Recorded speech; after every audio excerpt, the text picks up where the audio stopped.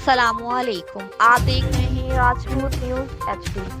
چیچا وطنی آل Pakistan media council registered پاک وطن شریف کی 2021 کی نئی ایگزیکٹو باڈی کی تقریب حلف برادری مقامی ریسٹورینٹ میں منعقد ہوئی، جس میں 2021 کے نئے عہدیداران نے حلف اٹھائے اور اس بات کا عہد کیا کہ وہ آل پاکستان میڈیا کونسل رجسٹرڈ کے پلیٹ فارم سے اپنی صحافتی خدمات میں کوئی کسر اٹھا نہ رکھیں گے۔ تقریب کے مہمان خصوصی مرکزی چیئرمین محمد اشرف جعفری اور صوبائی صدر پنجاب حسن خلیل، چیئرمین نو منتخب ممبران سے حلف لیے۔ تقریب میں CEO اکلیل راجپوت، ضلعی صدر ساہیوال جاوید بٹ، محمد شفیق عابد، محمد شمیر، SHO تھانہ صدر رائے خضر حیات، صدر ریویژنل پریس کلب سید تمراق محاسن شاہی، ضلعی صدر ڈسٹرکٹ یونین آف جرنلسٹ اکھاڑا راؤ مشتاق قادر، صدر electronic media district press club Abbas Ali آرٹی سمیت صحافتی شخصیات کی کثیر تعداد نے شرکت کی۔